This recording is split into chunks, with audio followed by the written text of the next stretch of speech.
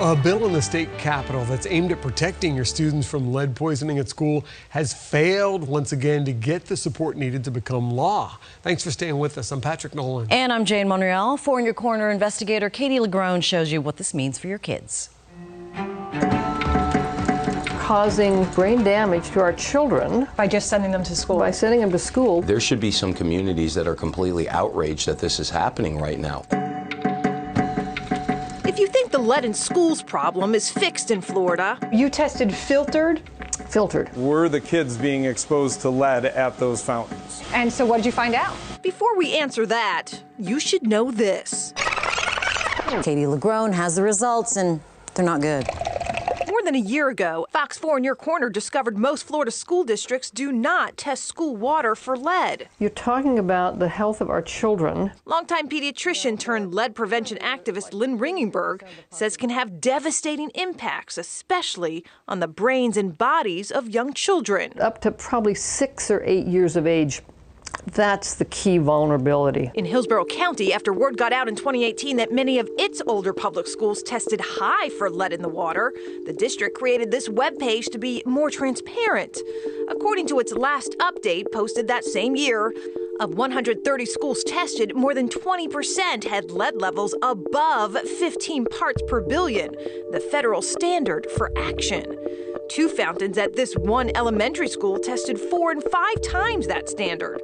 The results outraged parents. I was amazed. Got this one back there. Inspired other school districts to start testing. We know this is something we need to get going. One lawmaker even proposed a new state law to require filters at older schools statewide. But a year and a half later, we've learned little to nothing has changed on school lead efforts. It's a hugely important issue, and it's one that is really flying under the radar right now. For the second year in a row, lawmakers recently failed to move the school filter bill forward. Money, explains Representative Evan Jenny, who introduced it this year. We have a $90 billion budget. If we want to spend $3 million, or even if it's $100 million, we have the money to do it.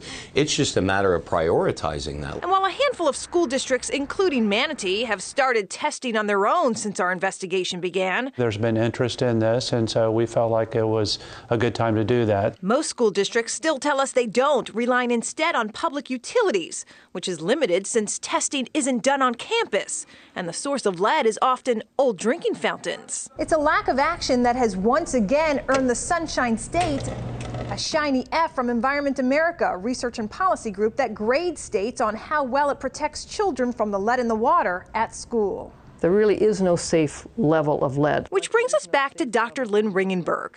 2 months ago, she teamed up with Paragon Water Systems, a Tampa-based filter manufacturer. They tested about a dozen Paragon filters installed at 2 schools in Tampa. We had never followed up to see how they were performing. And so what did you find out?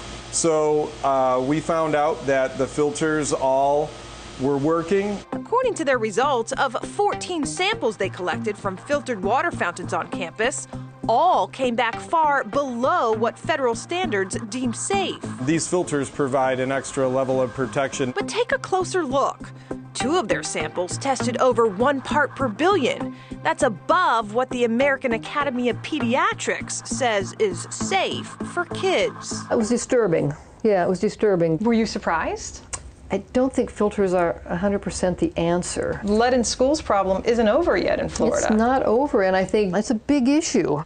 Many variables could have impacted those filtered results, but again, those tests came back below federal safety standards. Statewide action on hold for at least another year when lawmakers can take up the state's school lead problem for a 3rd time. Katie Legrone, Fox 4 in Your Corner. All right, thank you, Katie.